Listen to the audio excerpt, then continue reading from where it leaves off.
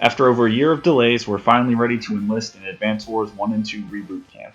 And while I know Nintendo couldn't resist the pun, this game is in fact a full-fledged remake of the first two. It was done by WayForward Games, and if you ever played River City Girls or any of their other games, it has the unique cartoony art style that fits well with the series' rather lighthearted atmosphere. The characters have voice dialogue and updated theme music, as well as animated poses and cutscenes, breathing some life into the sometimes stagnant gameplay. Although I wish they would go all or nothing with voicing certain portions of the game, the actors only read a couple words aloud in each text box, which is kind of annoying, but it's one of my few tiny gripes that I wanted to get out of the way early. Deviating from the sprites, we're left with charming little unit designs and new landscapes that totally crank the look and feel of the battlefield up to 11, especially the battlefields and the combat screens, which are surprisingly detailed and varied. Even small details like colored banners in the city backgrounds based on which faction controls them are very welcome. For those of you who've never played before, the object of Advance Wars is to build an army of infantry, tanks, planes, and boats to defeat your opponent's forces or capture their headquarters. You use infantry to capture cities to increase your war funds and bases to build units. You can also steal properties from your opponent. One of the defining features of the Advance Wars series is the usage of commanding officers, aka COs, which affect the performance of your army, providing passive effects as well as triggerable powers that can turn the tide of the game, such as making certain units stronger or hindering your opponent in some way. However, the core mechanics are relatively unchanged. Units are all the same, and the CO's abilities are the same.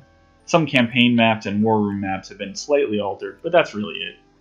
Probably one of the coolest features is being able to switch between Advance Wars 1 mode and Advance Wars 2 mode for war room and versus maps. Advance Wars 2 mode allows you to play any map with Neo tanks, Super CO powers, and the option to use the COs introduced in that game.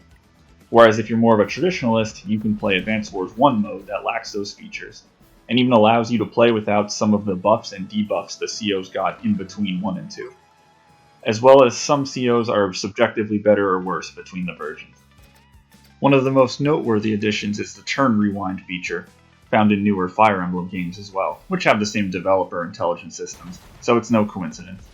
But remember, there's no rewind button in Real War, kids. Part of me was kinda torn that it costs a full-fledged $60, but with the total overhaul including 2 games definitely made it easier to swallow. And judging by the hours I've spent playing with my friends, I'd say I've got my money's worth. I did bury the lead here. It has local co-op where you can play on the same console, or 4 separate ones in the same room, and online play. It also allows you to share your custom maps. Unfortunately, Nintendo can't perfect online multiplayer yet. You can only play online against your friends. No ranked matches of any kind, which is the game's main shortfall. I mean, I'd like to say I expected better, but it's Nintendo, so I didn't. Also, the game only autosaves campaign and single-player war room missions. So if you're playing a multiplayer versus match, even locally, and the game happens to crash, which it seems to do a little more often than most games, you're SOL.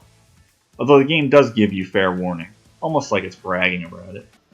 Despite that glaring flaw, the game will satisfy returning fans and any strategy game fans alike. If you liked Fire Emblem, you'll like Advance Wars. It ended up being the opposite for me. Advance Wars turned me onto Fire Emblem, which is one of my favorite series as well. Advance Wars is also a good entry for newcomers as well. I've got a friend who wasn't really a strategy game fan who ended up loving it. Would I say this game was worth the wait? Absolutely. I think it's a must-buy for anyone who played the original, as well as fans of Fire Emblem, Tactics Ogre, Final Fantasy Tactics, or the stupidly named Triangle Strategy. It just did so much right and breathed new life into an old game. This is a shining example of a remake done right. Now, if they added the Dual Strike COs and maps in the form of DLC, it would be near perfect. But that would be more of a happy bonus rather than a flaw in the existing game. So all in all, Advance Wars 1 and 2 Reboot Camp lives up to its title.